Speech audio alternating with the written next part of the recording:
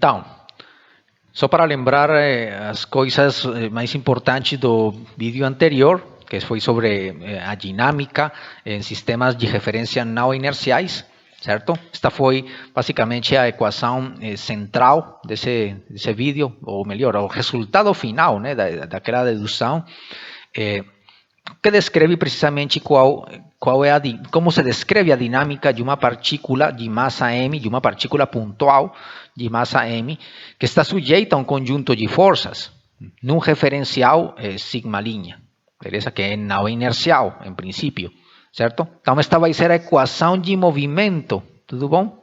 M vezes aceleração igual a esta soma de termos, que são interpretados como forças. Por uma parte estão estas forças, que são as forças usuais, a soma das forças que atuam sobre a partícula, ou seja, aquelas forças que podem ser identificadas através da interação com outros corpos, sejam forças à distância ou sejam forças de contato, certo? E estas outras quatro forças que são as forças fictícias ou forças de inércia. Tudo bom? E aqui, então, embaixo estão as definições matemáticas de cada uma dessas forças fictícias. Beleza? Em particular, estas que estão aqui, elas têm um nome, uma denominação especial. Esta vai ser a força de Coriolis, beleza? Que ela vai depender da velocidade da partícula. Tudo bom? E também da velocidade angular do referencial, certo? Este ômega vai ser a velocidade angular do referencial, não inercial. E este V', é a velocidade da partícula que a gente está estudando, que tem massa m. Tudo bom? Por outra parte, também está a força centrífuga.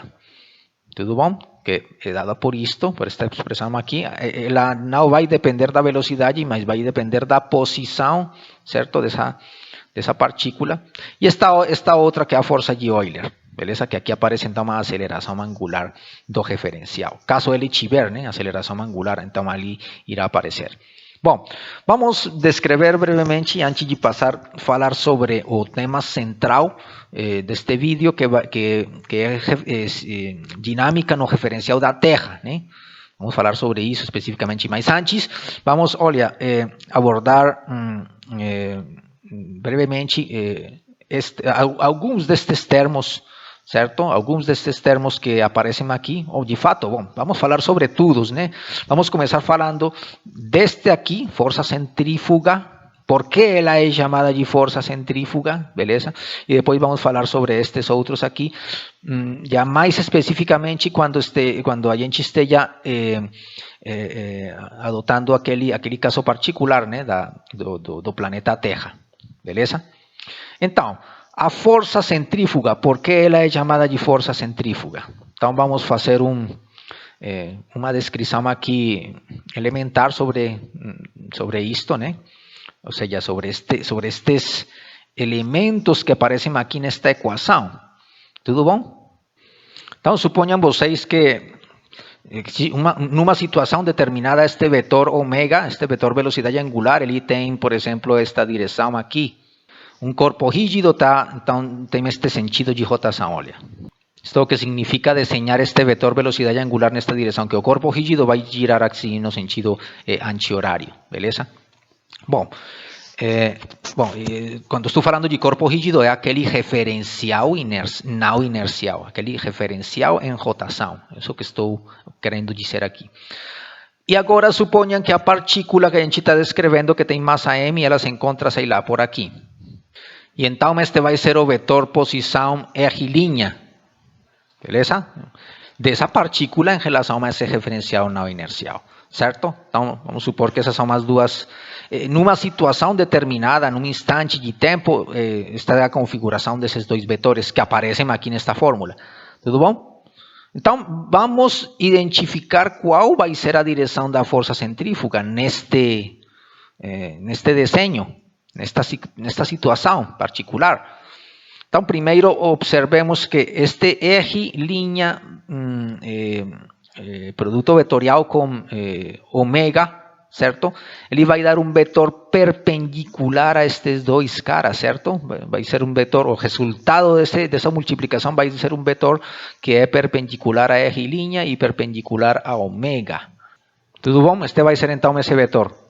Então, olha, aqui pretendo desenhar, certo? Um vetor que é perpendicular a estes dois, certo? É perpendicular a estes dois. Ele forma ângulo de 90 graus aqui com este e ângulo de 90 graus com este outro aqui, certo? Então, este vai ser este cara.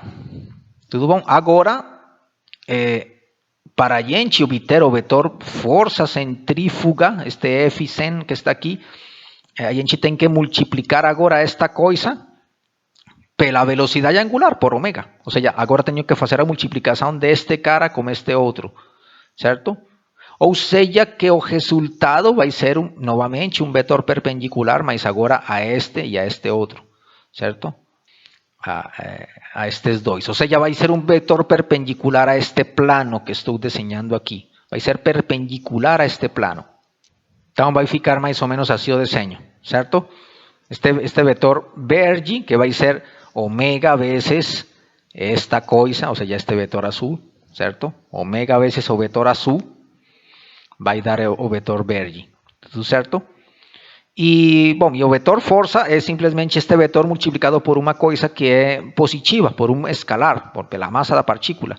Então vai dar na mesma direção, certo? Então observem que este vetor verde, ele aponta numa direção, certo? Numa direção que a gente pode interpretar como fugindo deste eixo, se afastando, talvez é melhor a expressão, né? Este cara aponta numa direção perpendicular e se afastando deste ômega, tudo bom? Então, aponta numa direção perpendicular a ômega, se afastando do eixo de rotação. Então, é por isso que este negócio é chamado de força centrífuga, né? Aponta numa direção que fuge do centro, né? Que se afasta do centro. Simplesmente isso. Esse vai ser o efeito da força centrífuga num referencial não inercial. Tudo certo? E por outra parte, temos a outra força fictícia que vale a pena aqui comentar, que é a força de Coriolis. Como vocês podem observar aqui, ela vai ser sempre perpendicular à velocidade. Bom, e também perpendicular à velocidade angular, certo?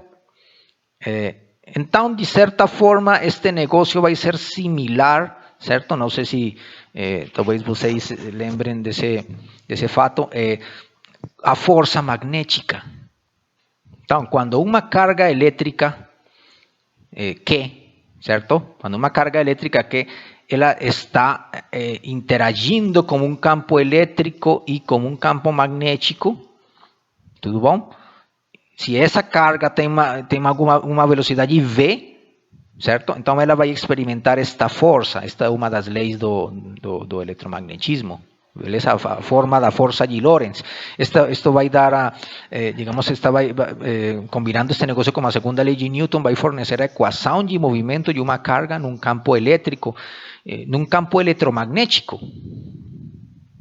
Imaginem que o campo elétrico é representado por estas linhas de campo, e o campo magnético é representado por estas linhas de campo na cor azul. Tudo bom? Então, imaginem que temos uma carga elétrica, sei lá, que está neste ponto, e ela se está movimentando com uma determinada velocidade v, beleza? Com uma velocidade v. Então, supondo que o campo elétrico, imaginem vocês que por um momento que é apagado o campo elétrico, certo? O campo elétrico é apagado. Estas linhas verdes, elas digamos que são suprimidas aqui. O campo elétrico é zero. Então, só a gente vai ficar com este efeito que está aqui, beleza? Ou seja, o campo elétrico vai ser zero, vamos tirar todas as linhas verdes de campo elétrico e vai ficar só campo magnético. Imaginem vocês que uma carga elétrica, então ela interage como um campo eminentemente magnético, só isso, certo? Se ela tem então uma velocidade v, certo? Então ela vai experimentar uma força de Lorentz, uma força magnética. Uma força magnética dada por esta equação, e então, dado que ela se calcula através do produto vetorial da velocidade como campo magnético, certo? Então, essa força vai ser perpendicular tanto à velocidade como ao campo magnético. Aqui pretendo desenhar um vetor que seja perpendicular a V e a B, a Bção, certo? Esta vai ser então a força, a aceleração, neste caso, né, a força vai ser diretamente proporcional à aceleração, ela vai ser perpendicular à velocidade, ou seja, a ação dessa força magnética vai tentar fazer uma mudança da velocidade nesta direção, olha, nesta direção perpendicular. Então, uma coisa similar. Olha, vocês observam, comparam esta equação que está aqui, certo? Com esta equação que está aqui acima, tudo bom? E, bom, vocês vão encontrar, evidentemente, uma semelhança, né? Uma similitude, uma analogia, certo? Aqui, ao invés de estar falando deste Q, então aqui vai aparecer este 2m, aqui, ao invés de falar do campo magnético, vamos ter um ômega. Então, nesse sentido, a força de Coriolis, ela vai... o efeito da força de Coriolis é ocasionar uma mudança na velocidade que vai ser perpendicular à velocidade. A velocidade mesma vai ser perpendicular. E isso vai trazer um efeito muito interessante. Então, imaginem vocês que estão fazendo um experimento, uma experiência, como um pêndulo, num laboratório, né, em alguma parte da superfície da Terra, beleza? E este vai ser o pêndulo que vocês estão observando, que está fazendo uma oscilação, assim, está indo e vindo, assim, em torno deste ponto de equilíbrio, certo? Imaginem que vai ser o teto, ou aquele ponto onde vai ficar fixa aquela corda do pêndulo, certo? Ou aquela haste do pêndulo, certo? Bom, então, este pêndulo, neste instante de tempo, ele vai ter uma velocidade, certo? Um vetor velocidade que vou chamar de V'. Este vai ser o vetor velocidade nesse instante de tempo, certo? A força de Coriolis vai ser perpendicular à velocidade, né? Ela vai ser um vetor perpendicular, olha, perpendicular a este plano de oscilação desse pêndulo. Imaginem vocês que estão descrevendo essa oscilação num intervalo de tempo que é pequeno, né? É pequeno em comparação com, sei lá, com a rotação da Terra, digamos, né? Como o período de rotação da Terra, que é um dia, né? Imaginem vocês que esse intervalo de tempo que vocês estão estudando é curto, digamos, da ordem dos minutos, por falar alguma coisa. Vocês sabem que esse pêndulo ele tende a oscilar, a ficar num plano, certo? Mas, olha, estritamente falando, existe uma, digamos que, uma contribuição, certo, devido à natureza não inercial do sistema de referência da Terra, certo? Que é manifestada através desta força, a força de Coriolis. Que então o efeito vai ser, olha, que vai surgir uma componente perpendicular a este plano, tudo bom? Uma componente perpendicular da força, tudo bom? Então esse efeito da força de Coriolis vai fazer com que este plano de oscilação, certo? Com que este plano de oscilação mude, tudo bom? Com que este plano de oscilação não seja sempre este que está aqui, senão que ele agora vai ser, por exemplo, o plano de oscilação agora vai ser puxado, né? Vai rotar esse plano de oscilação. Este é o famoso o efeito do pêndulo de Foucault. Ou seja, se vocês decidem estudar um pêndulo por intervalos de tempo suficientemente longos, certo? Da ordem de um dia, da ordem dos dias, né? Da ordem do período de rotação da Terra, vocês conseguem observar, olha, vocês conseguem observar a rotação deste plano, porque ali começa a se manifestar a força de Coriolis, certo? porque ali já vocês já não podem assumir que para esse intervalo de tempo que é grande, certo? Bom, em comparação com o que tinha antes, né? Que era da ordem dos minutos. Nesse intervalo de tempo já não é uma boa aproximação supor que o planeta Terra, ou melhor, que este laboratório que está no planeta Terra é um sistema de referência inercial, certo? A partir desse momento em que vocês estendem o tempo de observação desse fenômeno, aí já vocês devem incorporar os efeitos não inerciais desse sistema de referência, certo? Então, por isso, digamos que é importante ter em conta esses efeitos, beleza? Esses efeitos não inerciais dos laboratórios que ficam na superfície da Terra. Bom, então vamos falar especificamente sobre isso, sobre a dinâmica no referencial da Terra, precisamente. Então, aqui neste desenho, bom, está o planeta Terra com o seu eixo de rotação, certo? Numa primeira aproximação, vamos supor que essa coisa é um corpo rígido. A gente sabe que, estritamente falando, não é um corpo rígido, certo? Mas vamos supor que esse negócio é uma esfera, também é outra aproximação, né? O planeta Terra não é exatamente uma esfera, ela tem uma deformação, beleza, mas, bom, numa primeira aproximação vamos considerar que é uma esfera sólida, maciça, beleza? Um corpo rígido, que tem uma velocidade angular como a que está sendo indicada aqui através deste vetor amarelo, certo? Este vai ser o eixo de rotação, tudo certo? Bom, então, imaginem que, olha, aqui no centro, certo? Aqui no centro, nesta origem, que significa o centro do planeta Terra, ou seja, o centro dessa esfera sólida, maciça, vocês podem imaginar que existe um sistema de referência inercial, beleza? Um sistema de referência inercial sigma, que para não perder a costume, vou representar com a cor azul, beleza? E estes são os eixos desse sistema de referência inercial, certo?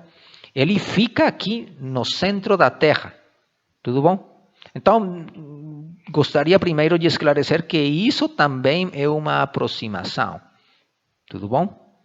Isso vai ser uma aproximação, porque a gente sabe que sendo rigorosos, certo? Se a gente ficar aqui no centro do planeta Terra, certo? Se a gente acompanhar o centro do planeta Terra durante seu percorrido ao redor do Sol, a gente sabe que aquele percorrido não é uma linha reta, certo? A gente sabe que aquele percorrido é uma curva, de fato, bom, é uma elipse. E, portanto, estritamente falando, este cara não vai ser, beleza? Não vai ser um sistema de referência inercial. Mas, olha, dentro de uma aproximação que vamos considerar razoável para os intervalos de tempo que vamos mexer aqui, com os quais vamos mexer aqui para falar da dinâmica no referencial da Terra, vamos considerar que isto é uma boa aproximação, ou seja, supor que sempre podemos selecionar um sistema de referência inercial cuja origem coincida com o centro da Terra, beleza? Mas isto é uma aproximação, vou reiterar isso. Tudo bom? Vamos estudar fenômenos cuja duração, cujo intervalo de tempo não seja da ordem, por exemplo, do período de rotação da Terra em torno do Sol, certo? Imaginem que este é o Sol, certo? Este amarelo é o Sol e este azul é a Terra, certo? E vocês sabem que este negócio vai fazendo assim, né? Vai fazendo uma elipse. Enfim, a gente vai focar em fenômenos cujo intervalo de tempo, olha, não seja, ou seja, que o movimento da Terra, digamos que não fuja muito desta região aqui, de uma vizinhança aqui desta elipse, beleza? Porque aqui aproximadamente o movimento da Terra, aproximadamente nesta pequena vizinhança, vai ser uma linha reta. Aqui nesta vizinhança, ela aproximadamente vai se movimentar com velocidade constante, aproximadamente, certo? Bom, então, para fenômenos caracterizados por intervalos de tempo de tal forma, bom, intervalo de tempo, sei lá, talvez da ordem dos dias, beleza? Bom, vamos falar da ordem dos dias. Esta aproximação, ou seja, considerar que aqui sempre vamos encontrar um sistema de referência inercial, digamos que vai ser válida, né? Então, simplesmente quero esclarecer isso, né? Aqui, o fato de considerar que aqui temos um sistema de referência inercial é uma primeira aproximação válida. Então, vamos considerar que o centro da Terra, certo? Ele pode ser descrito desde um referencial, desde a origem, coincide com a origem de um sistema de referência inercial sigma, beleza? Bom, isso por uma parte. Agora, suponham vocês que em alguma parte do planeta Terra existe um laboratório. Poderia, talvez, imaginar que aquele laboratório fica aqui, beleza? Aqui no Brasil, em alguma parte, sei lá, São Paulo. Bom, mas, olha, para efeitos do gráfico, para que fique bonitinho, infelizmente não vou escolher Brasil, sino talvez alguma coisa por aqui. Imaginem vocês por aqui uma ilha. E então ali vamos ter um sistema de referência que vai ser um sistema de referência não inercial. Então, esta vai ser a origem desse sistema de referência não inercial, beleza? Evidentemente vai ser um sistema de referência não inercial porque ele vai estar rotando, beleza? Junto com a Terra, ele vai estar rotando em relação, certo? Com este referencial inercial. Ele vai estar acelerado, né? Ele vai ter uma trajetória que vai ser uma curva, né? No espaço. Então, ele vai ser não inercial. Este vai ser, digamos que este ponto aqui, que é a origem do sistema sigma linha, certo? Vou chamar de O linha. E então, como estão caracterizados estes eixos? Estes eixos que aqui estou denominando como X linha, Y linha, C linha, para diferenciá-los destes eixos do referencial inercial, que são X, Y e C.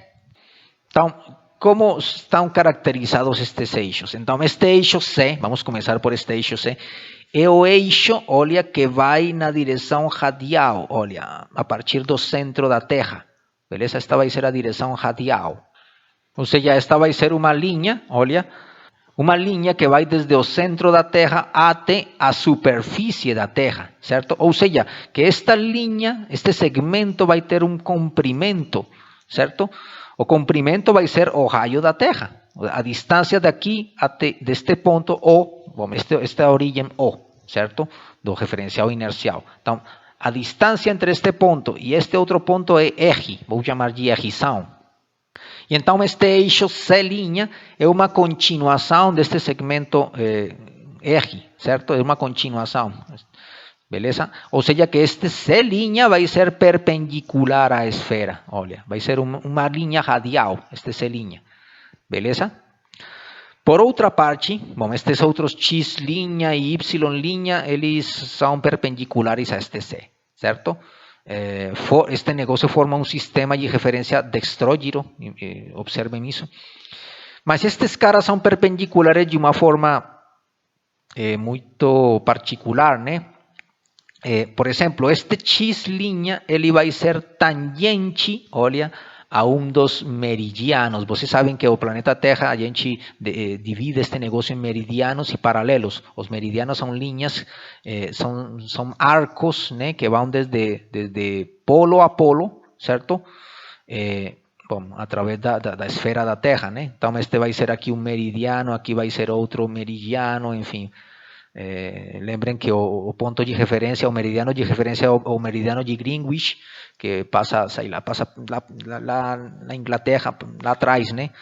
Enfim, aqui então, esta posição vai estar determinada por um particular meridiano, por um desses arcos.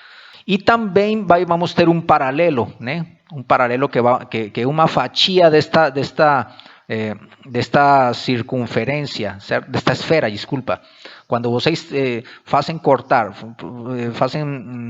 passar um plano perpendicular a este eixo por esta esfera, então aqui vai ficar uma fatia, né? Vai ficar fatiado aqui. Este negócio vai ser um paralelo e este negócio aqui vai ser um meridiano, beleza? Qualquer ponto certo? Qualquer ponto aqui sobre a superfície da Terra vai ficar identificado pela interseção entre um meridiano e um paralelo, beleza? Vai ficar... É tipo um sistema de coordenadas que vocês podem traçar aqui, que vocês podem definir nesta esfera. A superfície da Terra vai ser a superfície de uma esfera, beleza? Então, ali nessa superfície vocês têm um sistema de coordenadas bidimensional, certo? Curvo. E então estas linhas vermelhas, estes eixos x' e y', ele vai ser são tangentes, certo? Tangentes a esses meridianos e paralelos. Em particular, x' vai ser, olha, tangente a este meridiano. Enquanto que y' vai ser tangente ao paralelo. Aqui o paralelo que passa exatamente pela metade aqui é chamado o paralelo do Equador, tudo bom? O que passa exatamente pela metade da zona tórrida. Enfim, bom, isso é só para contextualizar este sistema de referência não inercial, certo? Então, este sistema de referência é um laboratório típico, é um laboratório arbitrário, no qual se fazem experimentos de física, no qual se estuda a física, beleza? No qual a gente aprende física, enfim. Nesse laboratório a gente observa o universo e extrai todas as conclusões, enfim, que a gente conhece. Uma outra coisa aqui para contextualizar este referencial e também para definir essa posição, é uma magnitude que é usada bastante, que é a latitude, o ângulo de latitude, certo? Ou seja, este vetor que vai desde o centro da Terra até o ponto O', esse raio vetor, ele vai ter um determinado ângulo que é definido como o ângulo de latitude. Este ângulo lambda, ou seja, o ângulo que forma o plano, olha, o plano que passa exatamente pela metade da esfera, certo? Olha, o plano XY, ele passa pela metade do planeta Terra, certo? Por exemplo, para um laboratório que estiver, por exemplo, na zona tórrida, digamos, que estiver no Equador, no paralelo do Equador, o ângulo de latitude vai ser zero, exatamente vai ser zero, o ângulo de latitude. Para quem estiver aqui exatamente no Equador, certo? Vai ser zero. Mas para algum ponto, algum laboratório que estiver por aqui, sei lá, no Polo Norte, por falar alguma coisa, exatamente aqui nesta pontinha aqui, aquele ângulo de latitude vai ser π meios, né? Vai ser 90 graus. Para um cara que estiver aqui no hemisfério sul, certo? Aqui exatamente vai ser um ângulo de latitude negativo. Tudo bom? Vai ser negativo. Ele vai ter menos 90 graus ou menos π meios, se quiserem. Bom, beleza. Então, essa vai ser também outra característica importante aqui para identificar este referencial, certo? Bom, então, vamos passar para a descrição da física. Olha, como este referencial ele concebe, como ele descreve o movimento das partículas. Certo? Então, imaginem vocês que temos, por exemplo, uma partícula por aqui nesta posição. Temos uma partícula de massa m, que está sendo observada por este cara. Tudo bom? Então, de acordo com o que analisamos na aula anterior, no vídeo anterior, a equação de movimento para esta partícula, desde este referencial não inercial sigma', ela obedece a estas equações. Em particular, vão aparecer estas forças fictícias, certo? Estas 4 forças fictícias. Então, primeiro vamos falar sobre esta que está aqui. Vamos falar de cada uma delas. Tudo certo? Vamos começar a falar sobre esta que está aqui, sobre esta FO'. E para falar sobre esta FO', primeiro devemos identificar, ou melhor, devemos descrever como é o vetor velocidade angular desse corpo rígido. E também porque aquele ômega, bom, ele vai aparecer aqui, né? Vamos ver agora. Ele vai estar aqui embutido aqui nesta aulinha. Mas ele também aparece nesta expressão e indiretamente nesta outra expressão. Então, é fundamental falar sobre esse ômega primeiro que tudo, né? Este vetor ômega. Como a gente descreve matematicamente esse cara? Bom, então, facilmente vocês podem inferir a partir deste desenho que este ômega pode se escrever nesta base do referencial inercial, certo? Da seguinte forma. Ômega, beleza, é igual, o vetor ômega é igual à magnitude de ômega, certo? Magnitude. Esta magnitude é fácil de calcular, simplesmente vocês vão pegar o período da Terra, certo? Ou seja, ômega é igual a 2π sobre o período da Terra. O período da Terra vai ser, esta coisa vai ser, quando vocês medem este negócio em segundos, este negócio é 86.400 segundos, né? Bom, só para medir esse negócio em hertz. Então, vocês fazem esta divisão aqui e obtêm o vetor velocidade angular da Terra. Enfim, simplesmente isso, né? Bom, ou seja, desculpa, a magnitude desse vetor velocidade angular da Terra. Bom, então, por uma parte isso, né? Este vai ser o vetor ômega, certo? Por outra parte, outra coisa, outra magnitude que a gente vai precisar ali para falar desta força, certo? Para falar desta força aqui. Outra coisa que a gente vai precisar vai ser aquele raio vetor. Já vamos falar por quê, né? Já vamos entrar no detalhe deste aulinha. Então, o raio vetor do qual estou falando vai ser este aqui, certo? Então, é este vetor branco, beleza? Que vai desde O até O', certo? Que simplesmente vou chamar de ejição com uma seta acima, certo? Então, esse eje, olha, ele se consegue escrever na base deste sigma', de uma forma bem simples, né? Vai ter a mesma direção deste eixo C', certo? Ou seja, isto aqui, certo? R igual a ejição igual a magnitude, o raio da Terra, né?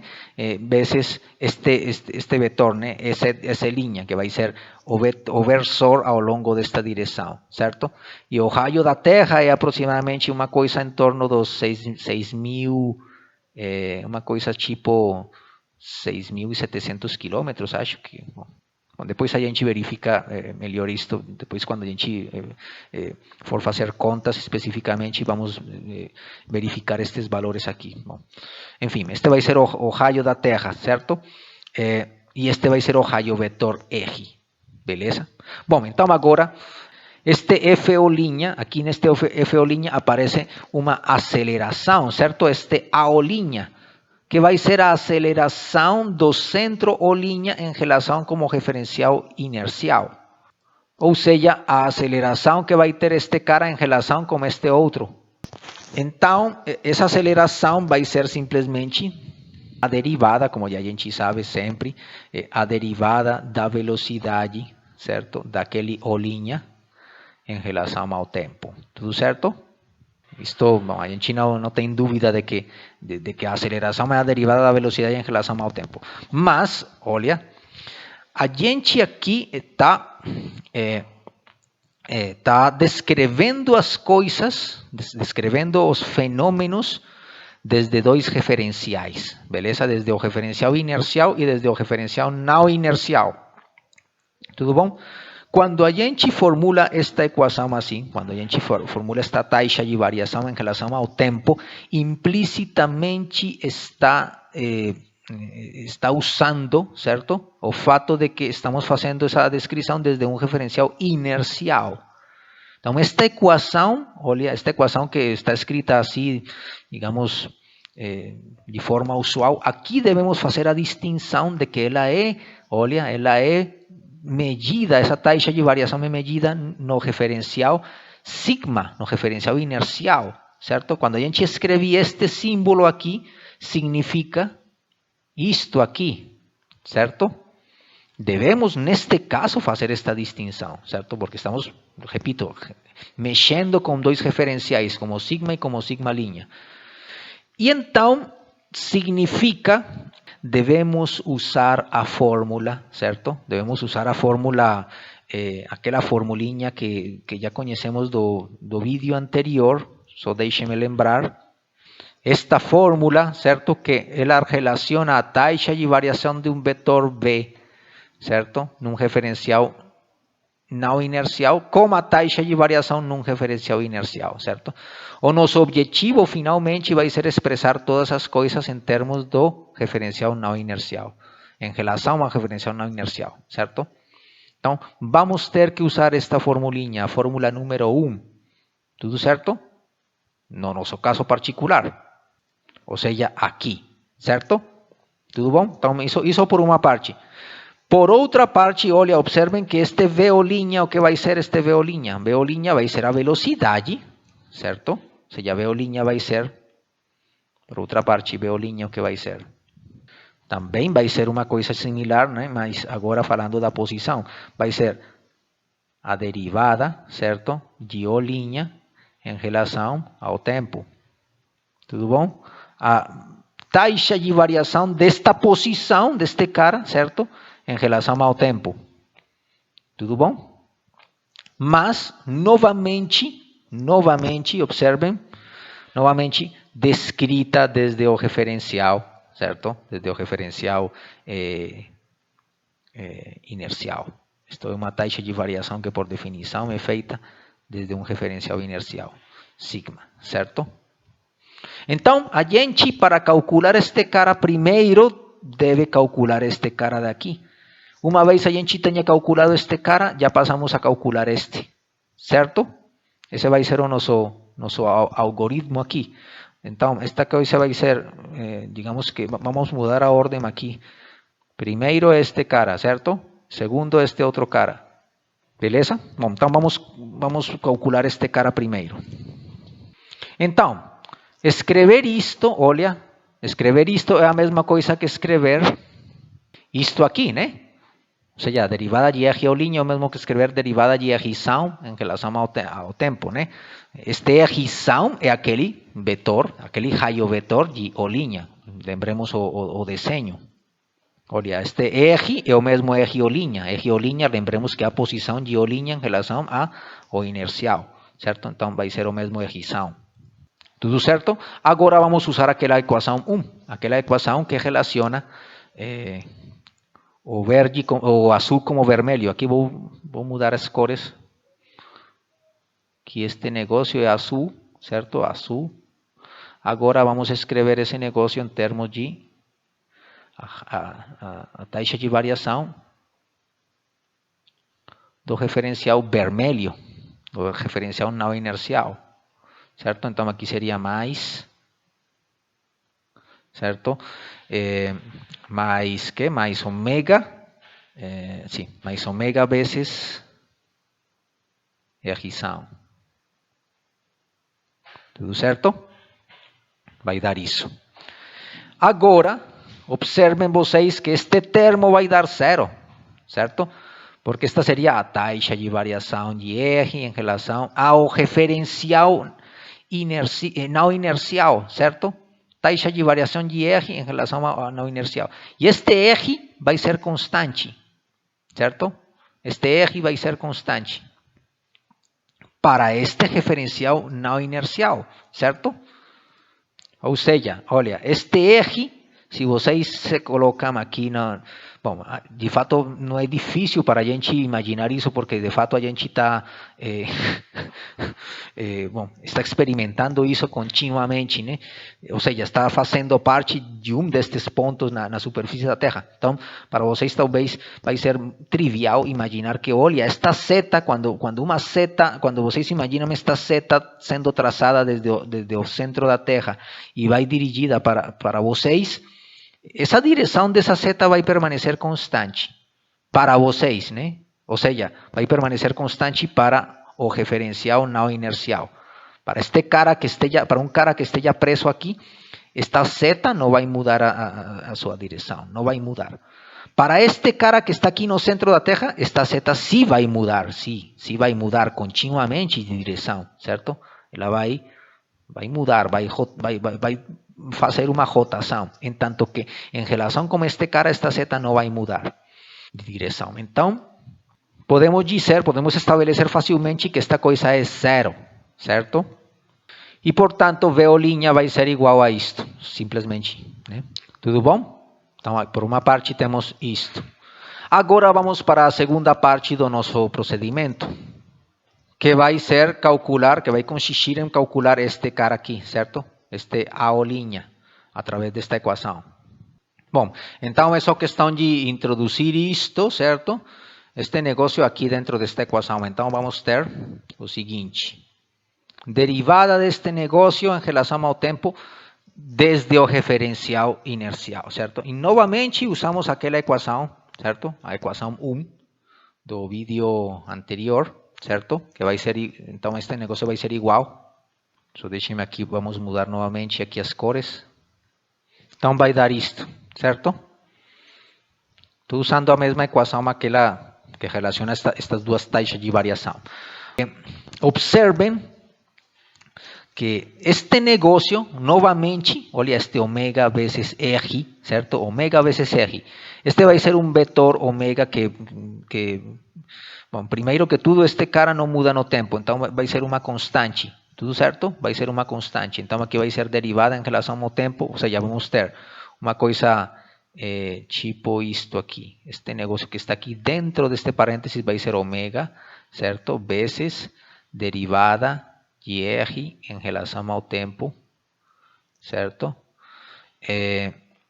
E vamos ter exatamente a mesma situação que tínhamos antes. Olha, esta taxa de variação nesse referencial sigma linha vai ser zero. Então aqui aparece novamente essa taxa de variação, certo? Então vai dar zero também, porque é em relação a sigma linha, certo? Então este termo aqui vai ser igual a zero. Portanto, só vamos ficar com este cara, certo? Ou seja, que a aceleração, a linha, vai ser igual a isto aqui. Beleza? E então, com isso, já temos definido, certo? Já temos definido a forma explicitamente, né, em termos de coisas que a gente conhece, a velocidade angular, o raio da Terra, certo? Em termos dessas coisas que a gente conhece, já temos definido o primeiro termo que aparece ali nessa fórmula, ou seja, nesta aqui, certo? Ou seja, este primeiro termo, olha. Bom, então, aquele F o', essa força centrífuga, essa força, desculpa, fictícia, certo? Vai ter esta forma, então, onde este A o' vai estar dado por esta equação, vamos substituir agora isto aqui acima, certo? Então, vamos ter o seguinte, este negócio aqui, certo? E podemos arrumar isto de uma forma mais bonitinha, este menos pode desaparecer se a gente usa a propriedade anticomutativa deste produto vetorial, certo? Ou seja, se a gente mudar a ordem destes dois caras, vai aparecer um menos, que com este menos vai ficar mais. Ou seja, vamos escrever o negócio da seguinte forma. Então, vamos ter esta expressão aqui, certo? Esta expressão para F o'. Então, como vocês podem observar, é um termo que é totalmente análogo a este que está aqui, a este, certo? Um termo de força centrífuga. Mas neste caso não vai depender da posição da partícula, senão da posição do referencial, beleza? Vai depender deste errição. Beleza, agora vamos continuar com este outro termo, que é o correspondente à força de Euler, beleza? Onde aparece a aceleração angular. Mas a gente sabe que a velocidade angular da Terra, a velocidade angular de rotação, ela é constante, né? Então, este negócio, este alfa, ele vai ser zero. Então, podemos estabelecer que esta F de Euler é igual a zero, pelo fato de que esta derivada em relação ao tempo do ômega é igual a zero, certo? E observem que esta taxa de variação ela é calculada seja em relação como referencial sigma ou seja em relação como referencial sigma linha. Lembremos que neste caso do vetor velocidade angular é independente, ou seja, não faz diferença, né? Bom, beleza. Então, podemos concluir o seguinte. A dinâmica no referencial da Terra, de uma partícula pontual de massa m, está dada por esta equação, beleza? onde aqui este termo vai corresponder ao F linha que estávamos falando anteriormente. Este termo é a força de Coriolis e este outro é a força centrífuga, certo? Aqui o termo da força de Euler, que estava por aqui, bom, ele é igual a zero. Então, esta vai ser a equação que vai definir a dinâmica de uma partícula pontual no referencial da Terra. Bom, e podemos escrever esta equação de uma forma mais sugerente, fazendo as seguintes trocas de notação. Fundamentalmente são trocas de notação, mas que irão nos ajudar na interpretação dos fenômenos dos exemplos que vamos analisar aqui daqui a pouco. Tudo bom? Então, a primeira coisa que vamos fazer é, olha, esta soma das forças, a gente pode escrever sempre como uma soma entre duas contribuições, certo? A força gravitacional devida ao planeta Terra, obviamente, sobre a partícula de massa m, e as outras forças, o restante das forças, certo? Ou seja, soma das forças igual à força gravitacional ou peso, certo? Mais a soma de todas as outras forças que sejam diferentes à força gravitacional, beleza? Bom, a gente sempre vai poder fazer esta distinção, certo? Então, podemos substituir esta expressão aqui acima, certo?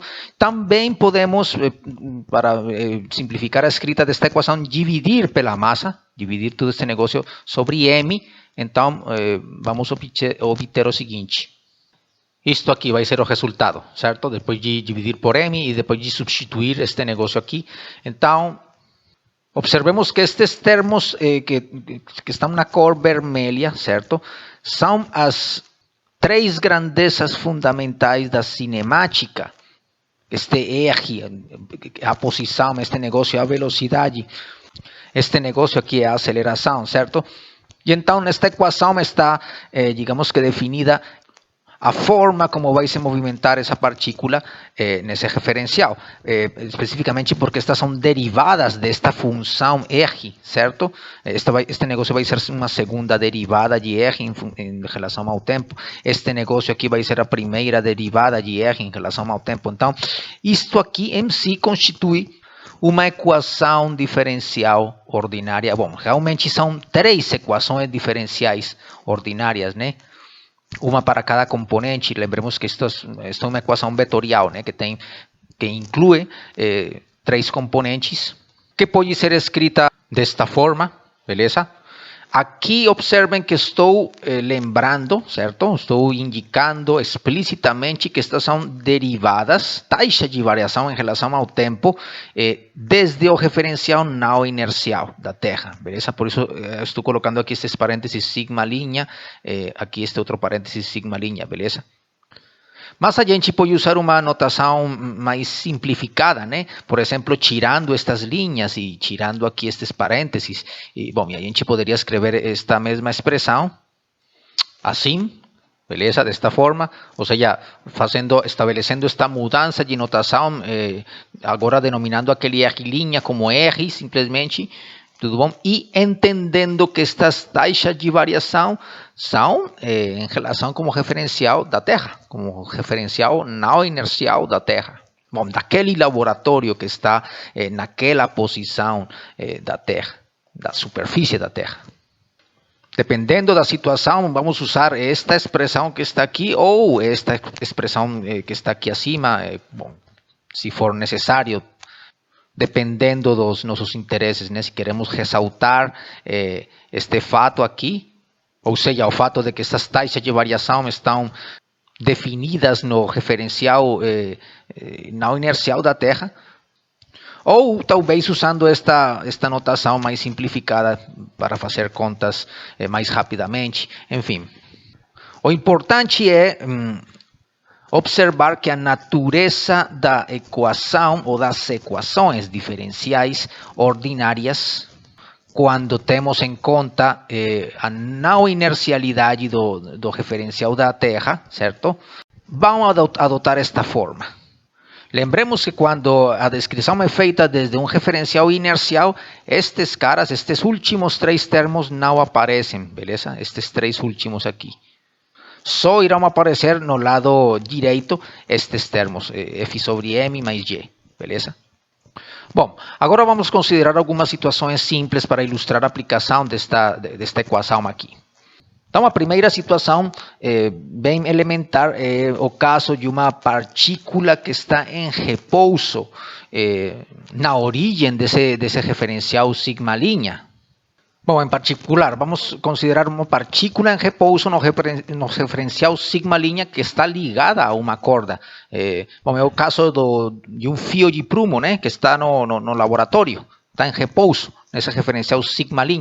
E vamos usar esta equação aqui com esta notação mais simplificada. Então, aqui neste desenho, aqui estou lembrando aquele desenho inicial, onde aparece o referencial sigma' aqui nesta posição. Dado que estamos usando esta notação, aqui vou apagar estas linhas aqui, nestes eixos. E então a diferença entre umas coordenadas e as outras vai ser simplesmente pelas cores, beleza? Isto vai ser vermelho, o nao inercial vai ser na cor vermelha e o inercial vai ser na cor branca. Tudo bom? Bom, e aqui também vou tirar a linha aqui desta notação do referencial, só pelas cores vamos diferenciar. Tudo bom? Então agora vamos falar no referencial vermelho, certo?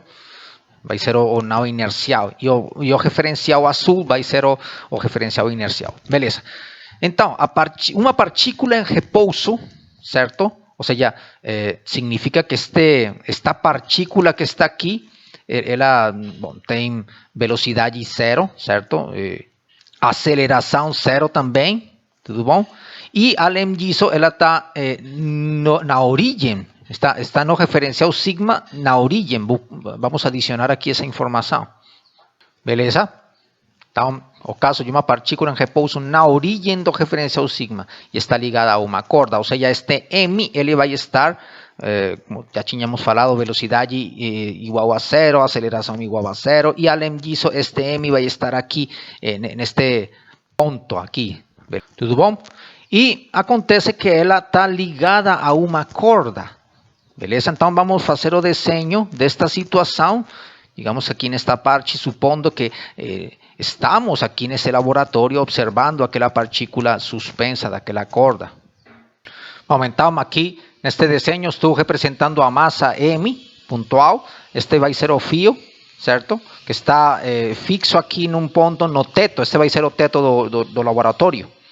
Então, se este negócio está na origem, certo? Este eje nesta equação vai ser igual a zero, né? Bom, também esta velocidade e também a aceleração irão ser zero porque este cara está em repouso em relação como referencial sigma vermelho. Portanto, esta expressão, bom, também a força, digamos que esta F, a soma de todas as forças diferentes à gravidade, vai ser simplesmente a tensão desta corda, beleza? Que estou representando nesse desenho na cor azul, beleza? Através desta seta azul. Beleza, então esta equação agora vai adotar a forma 0 igual a t sobre m mais g mais esta coisa, mais este termo aqui, beleza? Ou seja que t, olha, este vetor t, ele vai se escrever como t igual a menos m vezes este vetor, beleza? Então, só deixe-me apagar aqui para simplificar. E então, o que é interessante observar aqui é que t, olha, ele não está exatamente, ou seja, esta linha azul, certo? Não está exatamente na direção da gravidade, ou seja, da direção do campo gravitacional, certo? Se vocês observam aqui, neste ponto, neste referencial aqui, a gravidade, o campo gravitacional, ele está ao longo desta linha branca, como está sendo mostrado aqui, beleza? Este vai ser o vetor campo gravitacional neste ponto, ou seja, aqui neste gráfico seria aqui neste ponto o vetor campo gravitacional. Seria, então, numa direção, olha, que não é, olha, não é antiparalela com este vetor azul, certo? Porque entra a contribuição deste outro vetor, desta outra coisa aqui, ômega vezes R vezes ômega. Tudo bom? Então, a conclusão é que, olha, esta linha, certo? Esta linha que está aqui, esta linha branca, que vai ser o segmento que indica a direção da corda ao longo da qual está extendida essa corda, certo? Ela não vai coincidir com o eixo C, certo? Deste referencial, beleza? Não vai coincidir. Ou seja, neste desenho, a gente representaria este eixo C mais ou menos nessa direção. Aqui estou exagerando, beleza? Realmente o desvio desta linha que está aqui não é muito grande, mas para efeitos da explicação eu vou exagerar e vou desenhar assim desta forma aquela direção C, certo? E então o campo gravitacional G, certo? O campo gravitacional G que estou representando aqui, ele vai ser antiparalelo com esta seta vermelha. Ou seja, que naquele laboratório, certo? Deveríamos desenhar o vetor campo gravitacional neste ponto de acordo com esta seta aqui amarela, certo? Para estar em correspondência com este desenho aqui. Tudo certo? E então tudo isto que estou falando aqui é para indicar o fato de que a direção vertical, olha, porque para a gente esta seria a direção vertical, beleza? A direção que vai indicar vai estar indicada por esta corda, certo? Quando ela está suspensa, assim em forma de pêndulo em repouso, digamos, né? Estava a indicar a direção vertical para nós, para o laboratório, para a gente que está fazendo aquela experiência. Esta vai ser a direção que nosso cérebro vai interpretar como a direção vertical. Então, a direção vertical estritamente não é a direção do campo gravitacional, observem. Não é a direção do campo gravitacional. Mas vai ser a direção, olha, deste campo, desta somatória aqui, deste G mais esta outra coisa. Tudo certo? Então, por isso, a toda esta coisa costuma ser definido como um campo gravitacional efetivo, que podemos representar como GEF, beleza? Campo gravitacional efetivo. E esse cara sim vai estar, olha, sim vai ser antiparalelo, de acordo com esta equação, beleza? De acordo com esta equação, ele vai ser antiparalelo com T. Ou seja, ele vai estar ao longo desta direção. E então esse cara, ele vai definir o campo gravitacional efetivo, ao invés deste G, né? O campo gravitacional efetivo vai definir o que para nós vai representar a direção vertical, certo? Então, em geral, esta coisa, em geral, este campo gravitacional efetivo, em geral, né? Ele não vai apontar para o centro da Terra, beleza?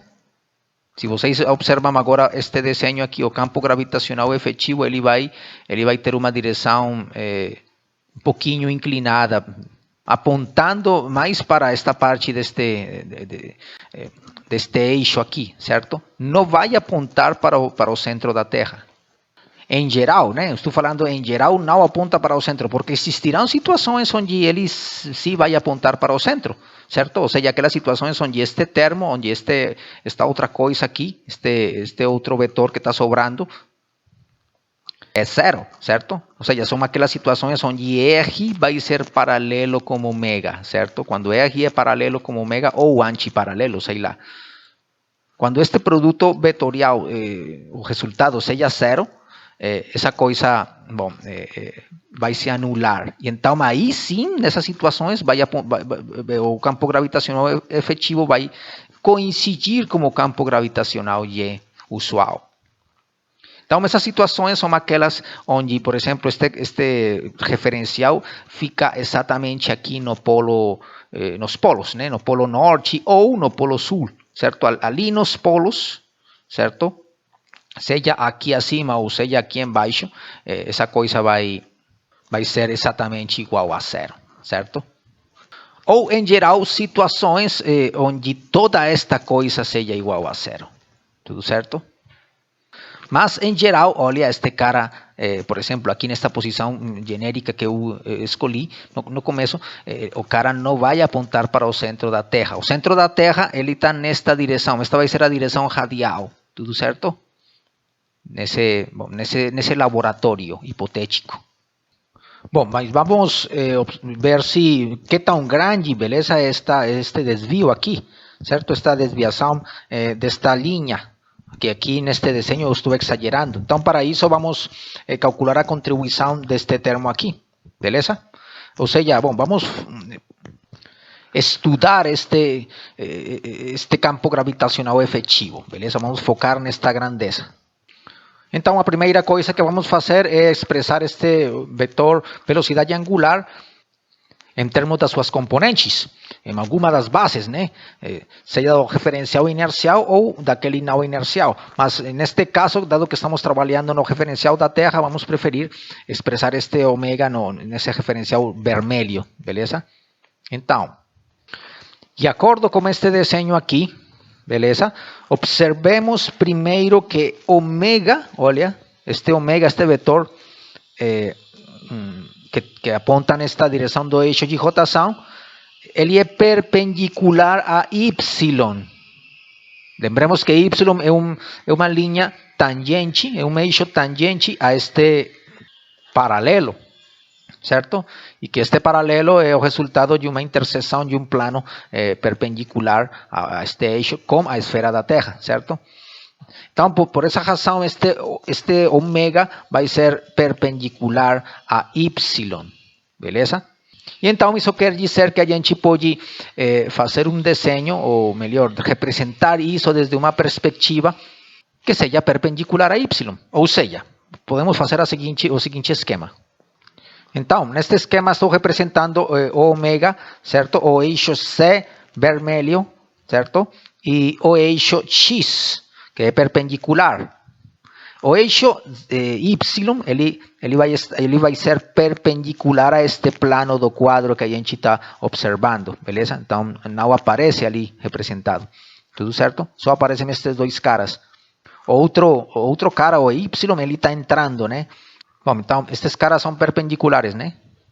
Bom, então, onde aqui a gente vai desenhar o ângulo lambda, o ângulo de latitude. Então, observemos que neste desenho agora, certo? Lambda é este cara que está aqui, certo? Lambda seria este ângulo, lambda. Portanto, o ângulo que fica aqui, certo? Este ângulo vai ser de 90 graus menos lambda, ou se quiserem, pi meios menos lambda, certo? Este daqui, ou seja, o ângulo que forma ômega com C, que neste esquema vai ser este aqui, tudo certo? Este aqui. Pi meios menos lambda vai ser este ângulo, beleza? Portanto, este vetor, agora podemos escrever ele como uma combinação linear de versores C e X, né? Dado que ele não tem componente ao longo de Y, porque ele é perpendicular a Y, ele só vai ter componentes ao longo dessas direções, certo? Então, podemos escrever o seguinte. Por uma parte, ele vai ter esta componente X, beleza? Que podemos chamar de ômega X. E por outra parte, vai ter esta outra componente, certo? Ao longo de C, certo? Que podemos chamar de ômega C. Então, por este gráfico que está aqui, podemos observar que esta coisa, este ângulo entre ômega X e o vetor vermelho é igual a lambda, né? É precisamente o ângulo de latitude, lambda.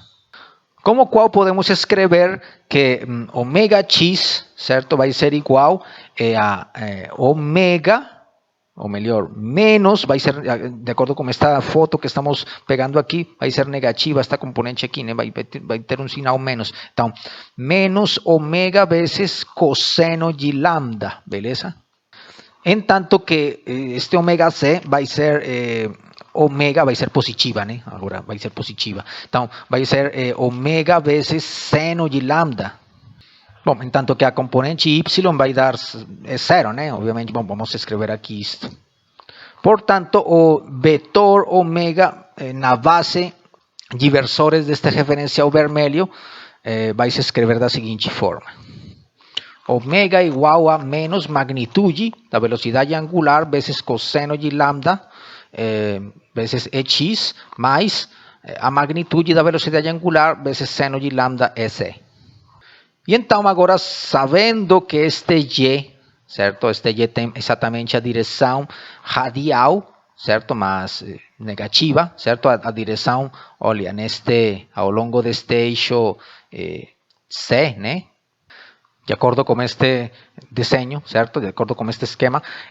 Então, G pode ser expresso como menos a magnitude da aceleração da gravidade, certo? EC, ou seja, este menos é devido a que ele aponta na direção negativa em relação com este eixo C, certo? E então, substituindo este negócio aqui nesta expressão e também nesta equação aqui nesta expressão, certo? E, obviamente, observando que R, o vetor R, se escreve como o raio da Terra vezes EC, certo? Ali tem a direção radial positiva. Então, tendo em conta isso, introduzindo todas estas expressões aqui nesta equação, vamos obter o seguinte. Isto aqui vai dar como resultado. Então, primeiro teremos que fazer, então este parênteses azul é este termo que está aqui acima, né? E este ômega, que está multiplicando antes, é esta coisa, certo? Então, devemos fazer primeiro esta operação, ou seja, a operação que está no parênteses azul. E então aqui observamos que este cara, este EC, quando usamos a propriedade distributiva, certo? Quando este EC multiplica este EC, vai dar zero. Então só vai ficar este termo, que vai ser diferente de zero, certo? E sabemos que EC vezes EX é igual a EY, certo? É igual a EY. Então este parênteses azul vai dar como resultado menos R ômega cosseno de lambda e Y, certo? E agora devemos fazer esta multiplicação, este produto vetorial deste cara com este outro. Então aqui novamente aplicamos a propriedade distributiva, EX vezes EY vai dar EC, certo? Então este cara vezes este outro cara vai dar R ômega quadrado, né? Ômega vezes ômega, ômega quadrado vezes cosseno quadrado, né? A multiplicação destes dois, cosseno quadrado, bom, EC, né? X vezes EY vai dar EC. Por uma parte, este é o resultado de multiplicar este cara vezes este cara. Agora, este cara vezes este outro cara vai dar R ômega quadrado seno de lambda, cosseno de lambda, EX. Este X é porque EC vezes EY vai dar menos EX. E com este menos, bom, vai dar mais finalmente. Beleza? Então, temos estes dois termos aqui. E observem que R ômega quadrado, ele está nos dois fatores aqui, nos dois termos. E isto quer dizer que a gente pode dar uma estimativa de qual é o tamanho deste termo, certo? Ou seja, desta coisa que está sendo somada com este Y, certo? Então, só para ter uma ideia, olha, considerando o raio da Terra, que é 6.400 quilômetros, acho que faz alguns minutos eu falei 6.700, então é para corrigir ali, é 6.400 quilômetros aproximadamente. Então, em metros, isso vai dar 6,4 vezes 10 a 6 metros, o raio da Terra, aproximadamente. A velocidade angular, a magnitude, vai dar 7,3 vezes 10 a menos 5, aproximadamente, segundos a menos 1, certo? Bom, é simplesmente fazer 2π sobre o período da Terra, expresso em segundos. Bom, vai dar isto, certo? Então, quando vocês fazem R vezes ômega quadrado, o resultado vai dar aproximadamente 0,033 metros por segundo ao quadrado. Tudo bom? Então, se vocês comparam a magnitude deste termo, certo? Obviamente, a gente vai ter que multiplicar também isto por estes numerinhos aqui, certo? Que isso irá depender do ângulo de latitude, mas então isto vai dar da ordem, mais ou menos, de 0,03, uma coisa assim, metros por segundo ao quadrado. Então, esta grandeza comparada com a aceleração da gravidade, que é mais ou menos da ordem dos 10 metros por segundo, ao quadrado é muito menor, né? Obviamente, umas 1000 vezes menor. Então, realmente, Esta linha que eu desenhei aqui, bom, estava sendo muito exagerada. Realmente, a diferença entre Y efetivo e Y não é tão grande como isto que estou desenhando aqui, né? É uma diferença muito pequena, né? Muito pequena. Ou seja, esta linha, este eixo C é quase, coincide quase com esta linha branca, certo? Mas existe esta diferença. Certo? Bom, é uma realidade, né? Existe. Este vai ser o efeito da rotação da Terra. Então, esse efeito da rotação da Terra vai introduzir dois termos, que são este cara e este outro cara. Este termo pode ser considerado como um termo repulsivo, olha. Porque, olha, tem exatamente a mesma direção do campo gravitacional, certo? Está na mesma direção, mas tem sinal positivo, enquanto que este cara tem sinal negativo, certo? Então tem uma natureza diferente, tem uma natureza oposta deste cara que está aqui.